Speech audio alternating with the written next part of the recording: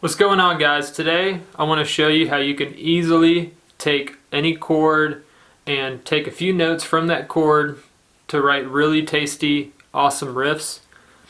For this lesson today, I'm just going to use the key of A, and we're going to take that chord shape. It's an A minor, and we're going to break it down just by using just by knowing a little bit of music theory, a little bit of timing, and using a little bit of your ear to come up with some really interesting and cool ways you can group those notes together and write some pretty awesome licks. So let's get to it. I went ahead and wrote this chord progression. It goes like this.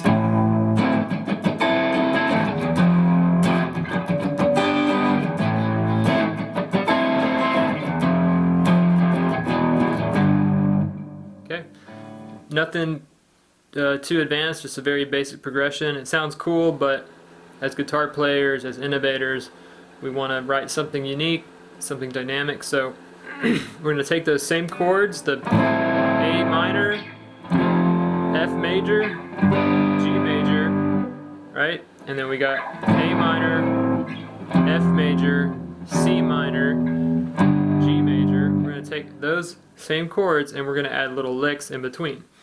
So this is how I do this. So I got my A here. I'm going to use the scale that I prefer, which is the natural minor. And I'm going to take a few of those notes and arrange them in a very specific way that sounds good. This is where your tempo, timing, and your ear comes into play. So all I did was add this. Okay? All of those notes are still in this scale. Right? I'm just adding the roots in there so it sounds cool.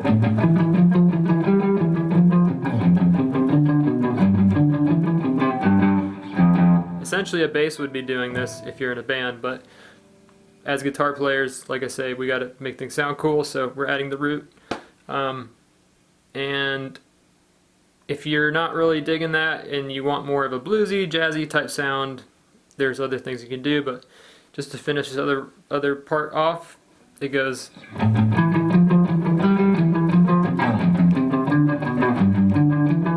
I don't want to keep repeating that, so I want to resolve it just like I resolved the riff ending on the E. So this time around, I'm like, okay, I want it to match the riff before, so I'm going to add this.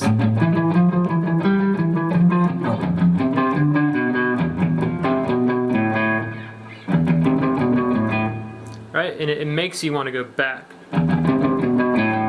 And the reason it does that is that open A, right? A. There's a reason I picked the key there, because I want that open sound. Okay, so all of it together would be.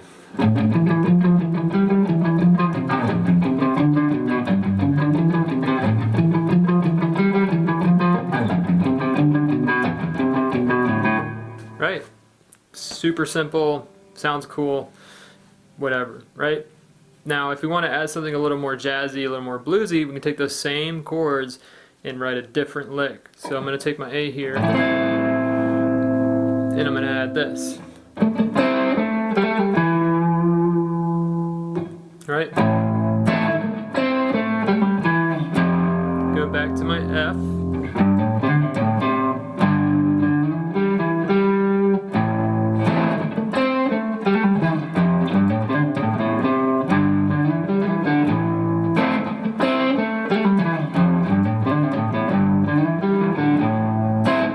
Right? So there's the next part. I don't want to keep repeating that, so on the second time around I want to go.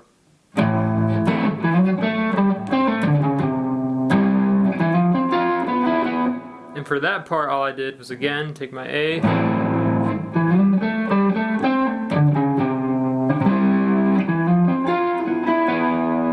Right? So I took my A. And you got to add the feel, the tempo, so it'd be.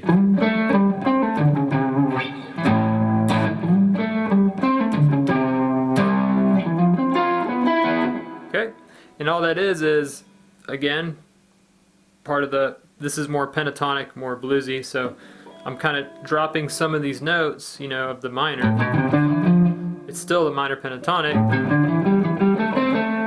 right? Still the minor pentatonic. This is the second position, and I took that second position to, and I'm adding this blue note. Alright, that's not really in the key, right? But it resolves back down so quickly, right, to that C, that it works. And there's my F and my E, right? So I'm going, sliding up to the F major, and instead of playing the whole thing, I'm just playing these two, just to give it some dynamic. You know, I don't want it always, you know, depending on the sound you're going for, there's other instruments playing, there might be a bass, there's drums going on, you got vocals. You want the guitar to be a part, not the whole thing, right? So especially if you're playing with two guitar players. So again, I'm going to run through it. It's just...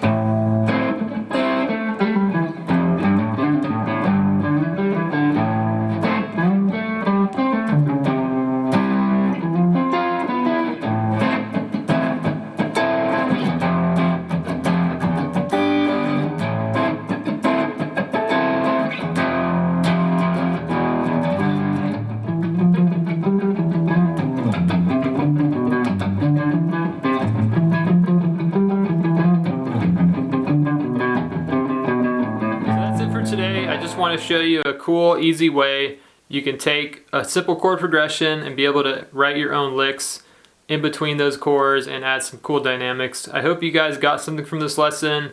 Be sure to like and subscribe, and I'll see you on the next one. Take care.